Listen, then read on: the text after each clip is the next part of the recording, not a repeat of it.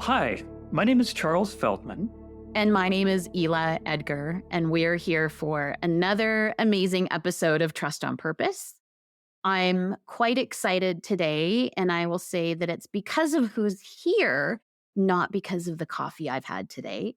Michelle Brody is here to talk to us. And Charles, do you want to give us a little introduction? Who is this lovely human, Michelle? Yes, I'd be happy to introduce Michelle. I've actually known Michelle for, close to 20 years. She's an amazing human being. She is a clinical psychologist and an executive coach. She's been doing this kind of work for 25 years in both corporate and family settings. Basically, she works on the challenging problem of what she calls interactional conflict, which, of course, is something that Ela and I are both very aware that where there's conflict, trust or distrust is often present as well. So Michelle's worked with teams at global companies like Meta, read Facebook, Siemens, Alcoa, as well as startups and smaller companies. She also has served as a master trainer of psychologists and executive coaches and human resource and corporate learning professionals. So she's like covered the gamut. She's done a lot. And we're really excited to be talking with her today in part because, well, let me just say also that she's written 2 books, Stop the Fight, an illustrated guide for couples, and Own Your Armor, Revolutionary Change for Workplace Culture. And that's kind of the book where we're focusing today because, as you listeners know, our focus is trust on purpose, primarily in the workplace. Welcome, Michelle. It's just great to be talking with you today.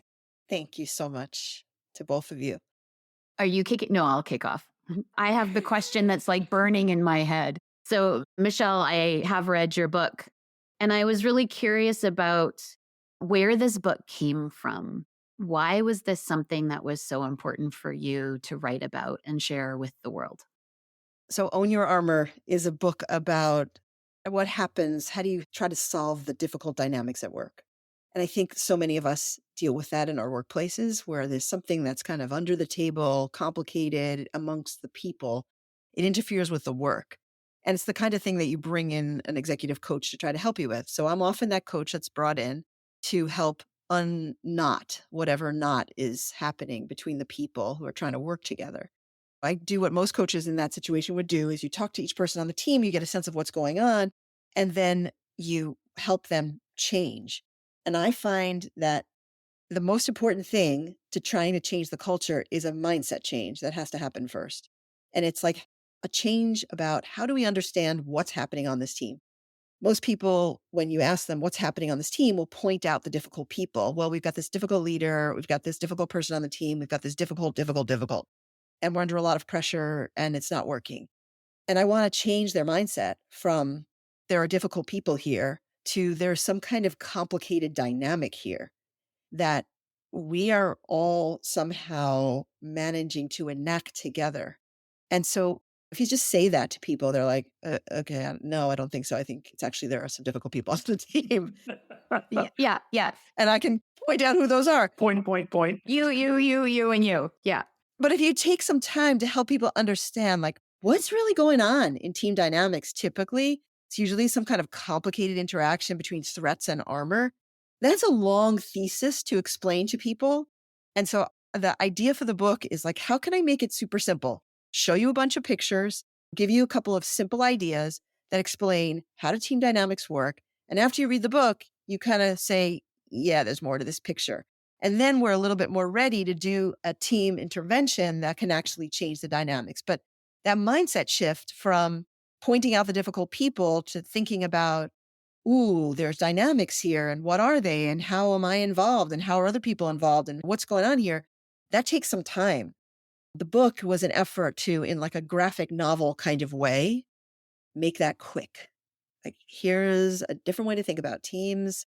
And if you think about teams in this different way, you can actually solve some of those dynamics, which are very hard to solve. I call it the last frontier of teamwork. Because like you call in a team coach and they'll help you like talk about the mission and align on your goals and talk about your processes and make sure everything on the surface is running smoothly. But if you do that in a team that has terrible dynamics that are kind of running rampant under the table, you aren't going to change anything. So I think of this as if you really need to change that, if your team is the kind of team that needs that type of fix, Mhm. then this is a book to think about that more complicated thing. Yeah. I love that that's what your book does, and it does it in a beautiful way. I mean, you've got these Thank you. illustrations for visual learners like me that really make it clear in a visual way what's going on. And you just mentioned sort of the complicated dynamics that are under the table, which is so often kind of the problem is that nobody can see it. It's all going on under the table and very little is actually up on the table. But I want to ask you before we even kind of dive into any more of that to talk a little bit about what you mean by armor Yeah, and putting on the armor and taking off or owning one's armor. sure. Well, so first I say what's going on under the table is a lot of donning of armor, like what causes bad dynamics. And it's a combination of threats that people are responding to and the armor that they put on. So if I experience my workplace as threatening to my success, for example, I have a boss who's very difficult. And as a result, I can't be successful. That's a threat that I experience. And in response, normal people will put on some kind of armor to protect themselves from a threat. If I have a colleague who's super competitive, I'm going to stand up for myself. I'm not going to just let them walk on me. If I have a report who's not completing their work and therefore endangering my success, I'm going to perhaps talk to them about, give them lots of feedback, try to help them improve so that the threat to me is lessened. So we spend a lot of time at work responding to threats and protecting ourselves. And that self-protection is what I call your armor. And the reason why the metaphor of armor is helpful is that it's clothing. It can be taken off. And it makes the distinction between the not so optimal behaviors we engage in as being something we could actually change, as opposed to being elemental parts of our personality. Yeah. So armor is your natural self-protection that you put on in response to threats in the environment. And the unfortunate thing is that when you put on armor, it sometimes has impact on others. I like that you make it clear that the armor that we put on actually is particular behaviors that we enact Yes. to protect ourselves. And we do that usually quite unconsciously, where it's not like, oh, I'm going to do X now to protect myself, but rather I do it because that's a strategy that I've learned over maybe my entire lifetime to protect myself. And so I'm enacting a particular armor behavior. And as you said, the armor behavior is the other person or other people see that particular behavior and they in turn experience that as a threat to them. I think this is what you're saying, yes? Yes. So they start putting on their own armor. And so we spiral down in this whole process, and trust goes right on down the drain with all of that. Yeah. Exactly. Yeah. I mean, the point you're making, Charles, that I think is so essential is that people often don't think of what's going on in the workplace as circular. It seems like it's maybe a linear thing. There's me, nice, normal person over here, and then evil person over there, or difficult person over there. And that person's having bad impact on me. And there you see the line, difficult person over there hurting me. End of story. But typically there's a cycle happening where a difficult person over there perceives me as being difficult in some way. And so we are each other's difficult person. And then we protect ourselves from that other person and inadvertently keep that cycle going. So I mean, I can give you an example of one that popped into my head as you were describing that. Yes, please. Okay, let's say I'm the kind of person who's really friendly at work, and you're the kind of person who kind of keeps your cards close to your chest. And I come and I spend a lot of time in your office or in your cubicle or in your station or wherever you're at, talking to you and asking you about personal things. And you are feeling wildly uncomfortable with that. And you don't want to be rude, but you don't want to encourage me. So you get very formal with me. You say, well, that's very nice, Michelle. I got some work to do. Gotta go. Now you're putting on that distancing armor. You're saying, I'm going to just be super professional here. I'm not going to let this yakety yak over here disturb me. So you put on your professional armor, and I interpret it as you being dismissive, Mhm. aloof, unkind. So I then interpret your armor and think of you as like, well, wow, that guy's not that friendly. And I don't think I can trust him as much. So then I might do something to protect myself. Well, maybe I'm going to talk to someone else about you in the office because that makes me feel better. Like I was the hurt party here, as opposed to thinking that maybe my yakketing at that moment was actually part of what contributed to you shutting me down. So I just think of you as bad guy, shutting down bad guy, talk to my colleague about you. And now we've got this little gossip thing going on, which now is going to, in some ways, be a threat to you. Mhm. Because now who wants to be the subject of gossip in the office? And then you might perceive that and say, I'm further distancing from that woman and her friend. And that then more tighter armor might go on. Right. And then I might come and pester a little bit more. And we kind of enact this cycle of our armors interacting Mhm. in a suboptimal way, which then degrades the relationship further. Yeah. As I listen to this story, Michelle, I'm thinking and relating this to my own experience. And something as little as that might be, well, I put on a tiny bit of armor. It's just a tiny bit. Yes. And then another day I interact with someone and it's fine. I don't have the same experience. But what happens when I continue to have that same experience over and over again? And then let's say I'm interacting with that person. It's a few minutes before a team meeting starts and something is said or something, I interpret something to be very dismissive. Well, now I've had a history of repeated armoring with this person. And now I'm trying to make this sound effect, Brene Brown's armoring up,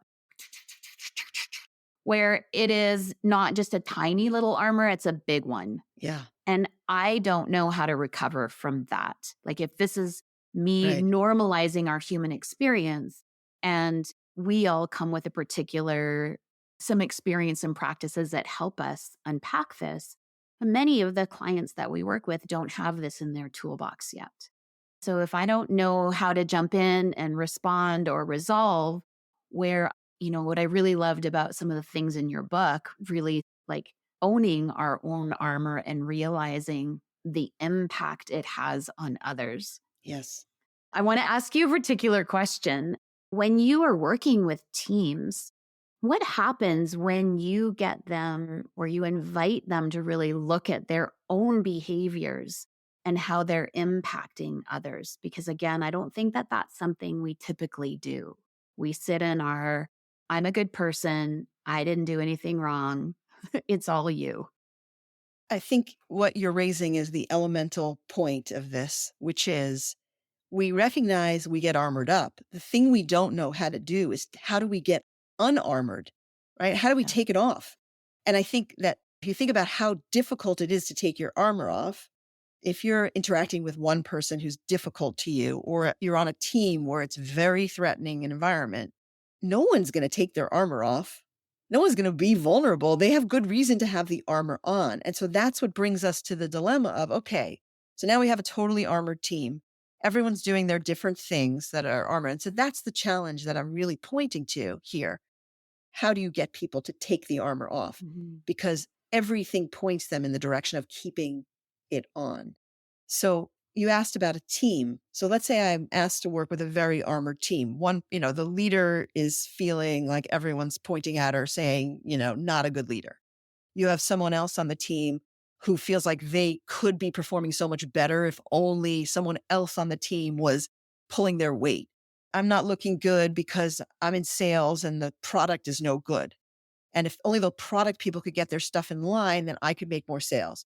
And someone else is saying that leader has no vision. And so the leader is cautious. And then the cautiousness of the leader and the attacks and the gossiping around the corners about how dysfunctional the team is and how I hate that guy in sales. And that whole thing, we're talking about, you guys are all about trust. We're talking about how do you move not from neutral to trust, but from mistrust back to trust. That is no easy road. No. Like you have a team that's mistrusting each other and you're trying to come back to trust. So The way to do that takes, first of all, it does take some vulnerability, but it also takes really helpful guidance. Yeah. You can't just like, oh, let's open a conversation and let's throw our armor off and let's all be vulnerable together. Leaders sometimes try to do that. They take everybody out on an offsite, like to do free falls and, go swimming or jump off high towers or whatever. And the idea of those kinds of activities is to try to get people in a little bit more of a human, vulnerable state, let down your armor, see each other as real people. That doesn't last unless you actually get to the nugget of what is tying everybody up in the first place. So when I do an offsite with a team that wants to actually attempt to do this work on knotting the knots, I meet with each person individually first. I share with them the concepts of the book, Own Your Armor, which is basically like 3 ideas. Think about what is threatening you in the workplace. Where is it coming from? Is it coming from the general market? It's something that's difficult for the whole team, or it's something that's unique to something difficult for you from other people. Number 1, know your threats. Second, how do you react to those threats? What are you doing that's reacting to those things? So when your colleague or when your leader seems like a weak leader, what are you doing? And the person might say to me, well, sometimes I try to express some vision from the side. When our leader isn't showing any vision, I'll say, shouldn't we be looking at this from the bigger picture of such and such and such and such? And I say, oh, wow, that sounds like you're trying to really be helpful. What's the impact of doing that? I don't know. I think it's helpful to the team. Okay. Is there any potential negative impact that could have? And the person might need some nudging to hear, well, how do you think the leader might react to that? Well, I don't know. She probably doesn't love it, but she's not doing it. So someone's got to do it. And so I say, look, I think what you're doing is totally reasonable.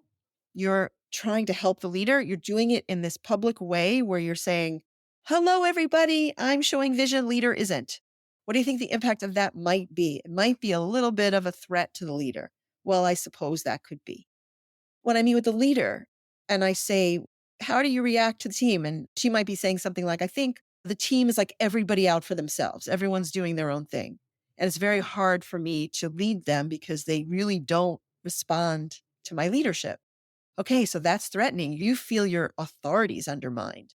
How do you react to that? What are you doing? So your threat is you feel your authority's undermined. How are you reacting? I'm asking her what your armor is. And she might say, well, I'm just a little more cautious. I don't announce big initiatives that people are going to disagree with. Okay, what do you think the impact of that particular armor might be? Well, I suppose it could look like I don't have as much vision.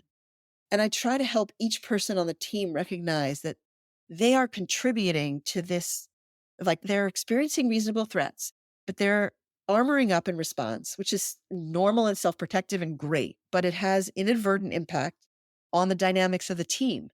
So each person individually has to think about what their armor is and own it. Owning means I acknowledge I'm doing it and I can acknowledge that it has impact on others. And when you can have a conversation where people are saying, like, this is how I'm reacting, it starts to open up the knots and people are able to see, like, yeah, that's not your usual self who's doing that.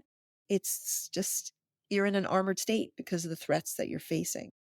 One of the things you said earlier, which I think is what you're pointing to again here, is that it isn't the people interacting that's the problem. It's the armor that's interacting. And that's the Yes. problem. Yes. So I've got all my armor on. I can't even, I don't even know what I'm doing. My armor's out there doing it, Yes.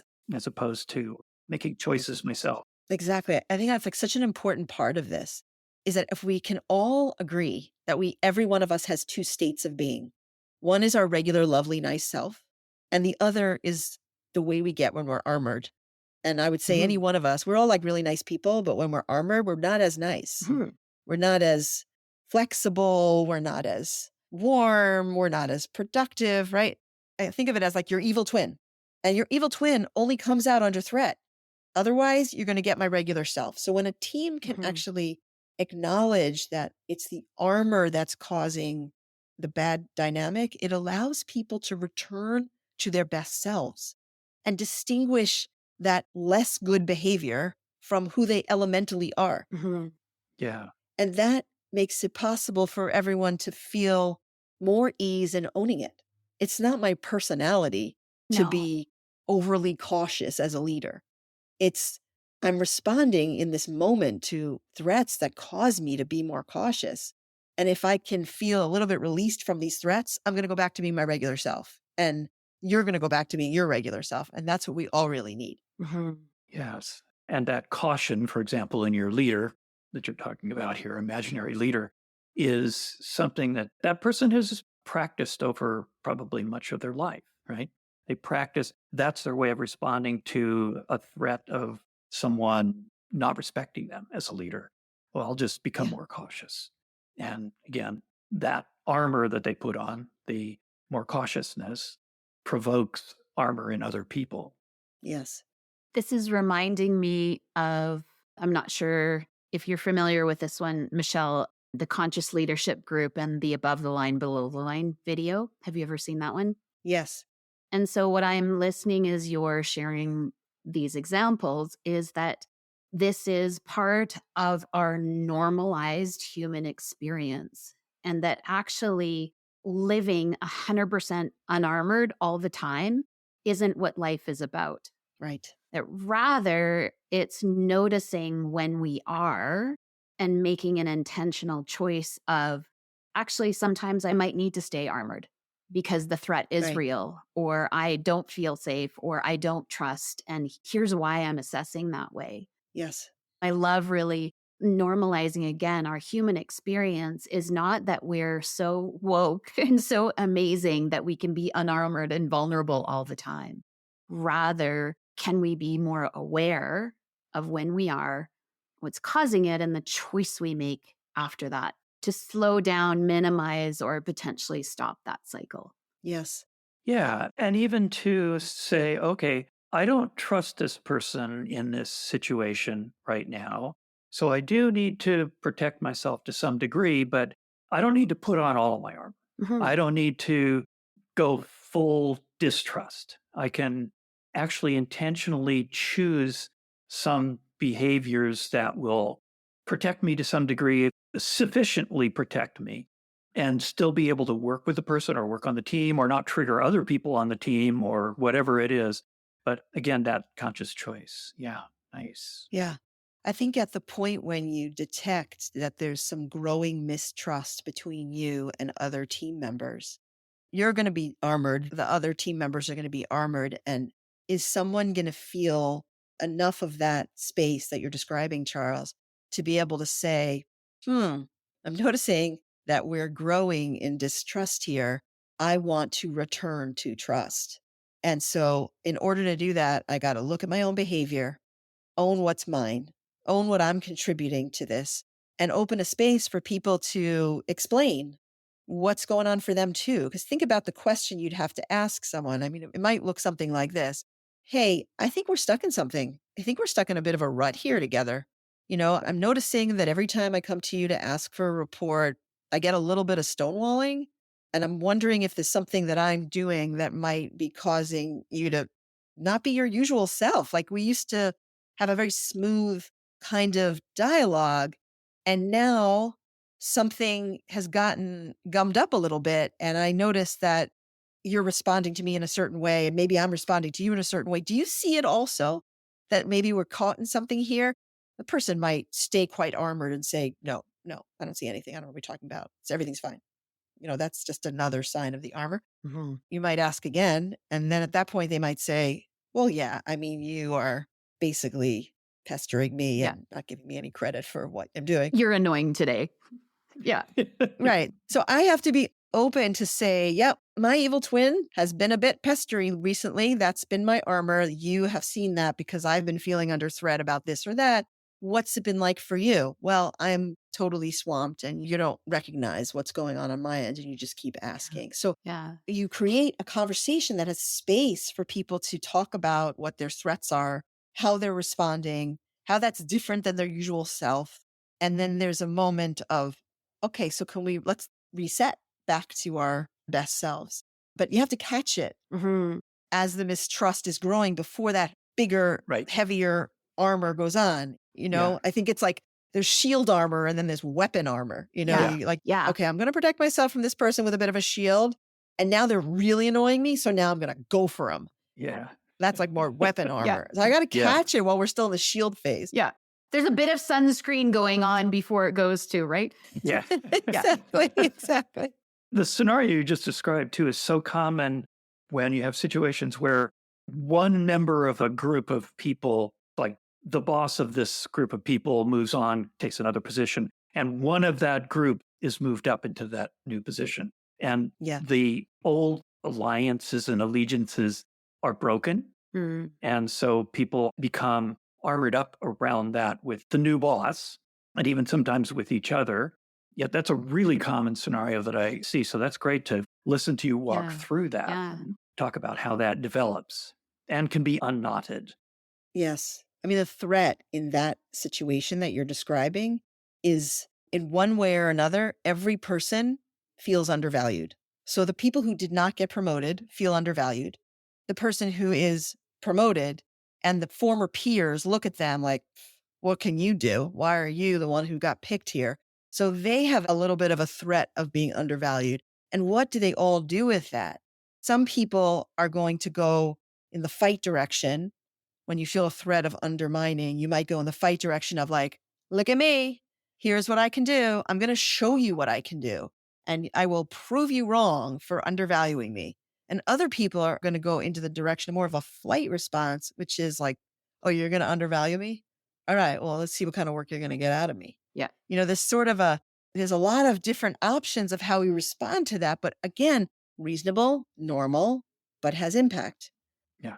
And being able to, like you say, own it. Say, oh, okay, I Yeah. get it. This is me. This is how I protect Mhm. myself in these kinds of situations. Mhm.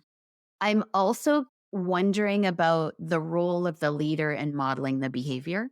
Yes. So being the one to, here's what I'm noticing. I've got some armor on, declaring it. Yes. So A, the role of the leader is part one of the question. And then B, I would say also from the lens of applied behavioral science is reinforcing the behavior that you want to see. So leader sees Charles pause, name the armor, be open and vulnerable about it. And then the leader's like, I so appreciate that you did that. This is really important for our team. This is really helping Yes. us build trust and vulnerability with each other. So I'm curious your perspective on the role of the leader in modeling and the role of reinforcing the behavior we want to see continue. Great points. I would say, first of all, when I'm doing a team intervention where I'm asking people to own their armor, my rule is the leader always goes first. The leader has to go first because no one is going to take off their armor unless the leader says, I'm going to be vulnerable too. I'm contributing to this also. Because see, what happens more often, what people expect is the leader comes to a meeting and says, you all aren't taking enough initiative. You all aren't being productive enough. You all seem to have some blocks, and I'm going to give you feedback about the blocks that you have, right? It's sort of like they pull themselves out of it as if I have nothing to do with this at all. Yeah.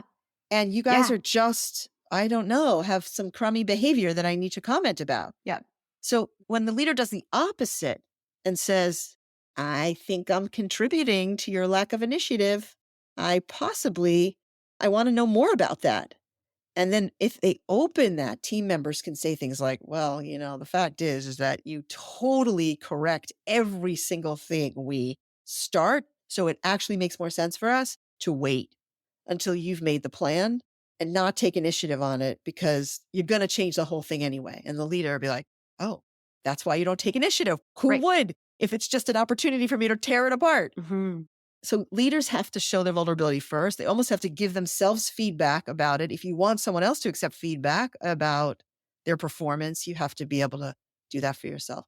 I think in a way, owning is an interesting way to give the people on your team an opportunity to explain why their evil twins are coming out, why they're armored. Yeah. Instead of saying, you kind of have like an unprofessional personality because you're doing this thing you shouldn't be doing. Instead, the leader's saying, this is weird. You're acting unprofessionally for a change. There must be some threat in the environment that's causing you to turn into this evil twin. Why is that happening? And then it's not helping your employee make an excuse. It's saying you're a normal human who is doing less well for some reason that I would like to hear about. It totally changes it. Yeah. This is so bizarre. This is so bizarre. Okay. So when you were mentioning conflict, feedback, I'm not even in a situation where that's something that's happening right now. And I automatically leaned back and got my armor ready.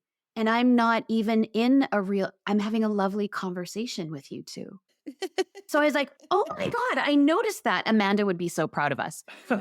Yes. So even I'm not in a threat, but even hearing those words automatically had me lean back and I'm preparing to protect. Yeah.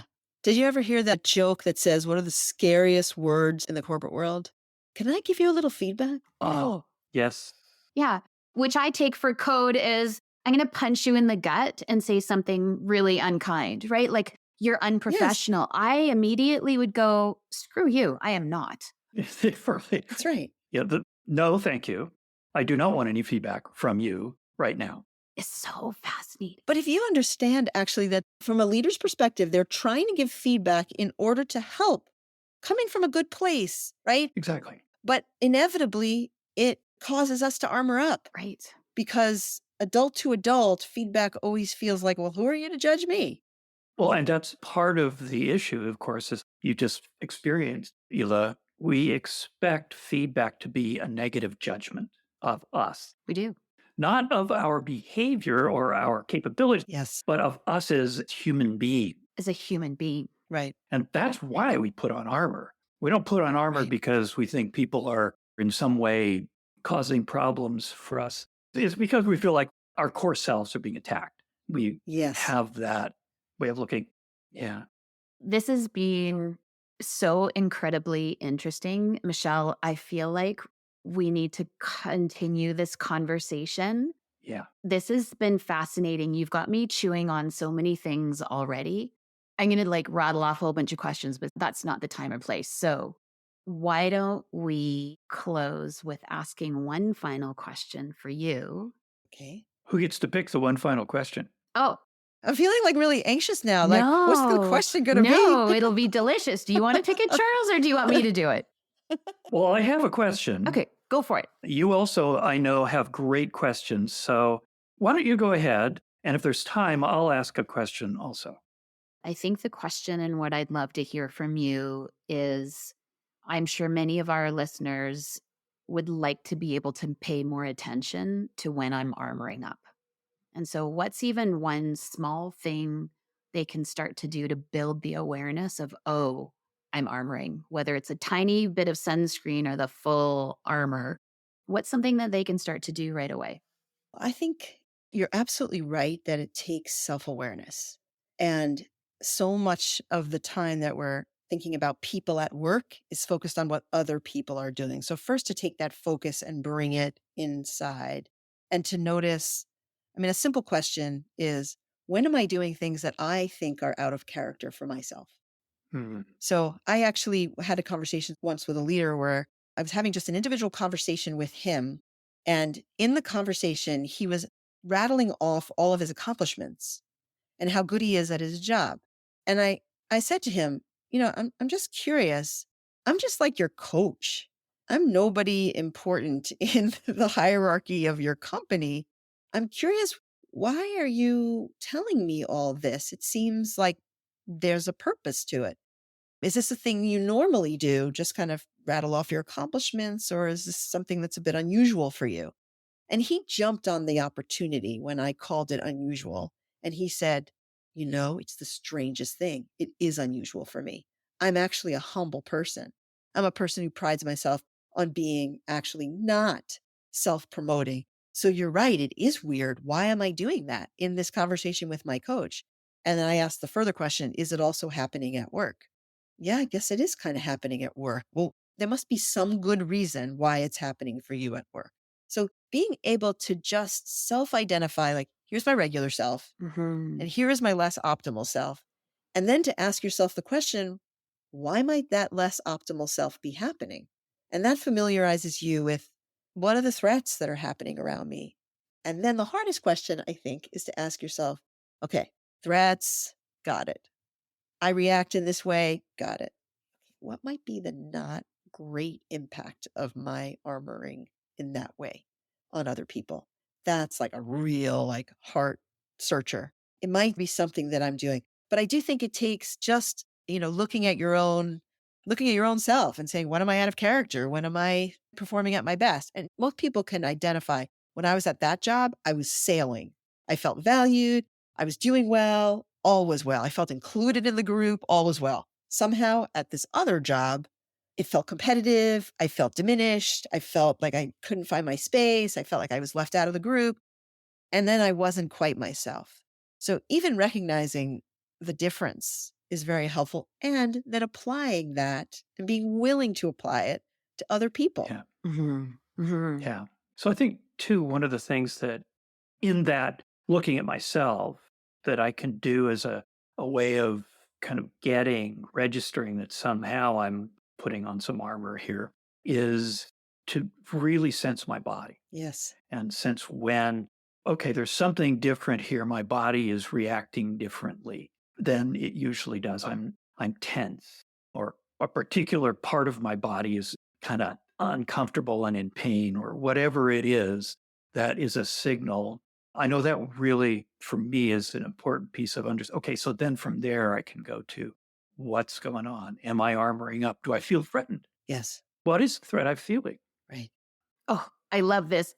Sometimes if you are starting from the somatic, like I came home from work all agitated, I need to have a drink because work was so terrible. You're starting with what the gut feeling is. Sometimes it actually can be hard to name what was my threat. So one of the things that I have in the book is this checklist of common threats that people experience at work that you can actually look through and look for yourself, like which of these things might be happening to me? Am I feeling like my livelihood is at stake? Am I feeling a little disrespected? Am I feeling like something's unfair? Am I feeling compared to someone else? And as you go slowly, because you have to go really slowly through that checklist to think, is that happening for me? Who's it happening with? And what is it causing? That it helps you to pin the feeling in your body to an actual something that I would name a threat. And then it becomes a little bit easier to understand what your armor is around it. Yeah. Yeah. We just had a great conversation. Michelle Brody, thank you. Amazing. This has been a fabulous conversation. Amazing. Thank you both. And Own Your Armor, A Revolutionary Change for Workplace Culture is a great book. You can read it whether or not you're being coached by Michelle. Yeah. And you can get a heck of a lot out of it. I would recommend it to anybody and everybody in the workplace. And thank you so much for joining us and talking with us today. Thank you so much for having me, for the amazing questions and the really deep and wonderful conversation. So appreciate it. Loved it. Loved it. Thank you so much, Michelle. Loved it. Thank you.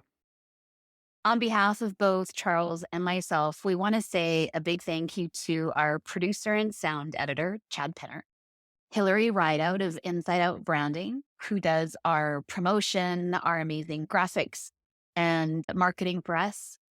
And our theme music was composed by Jonas Smith.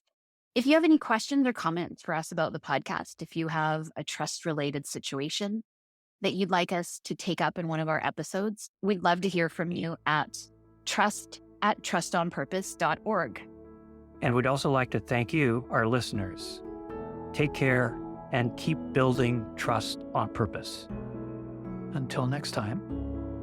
Until next time.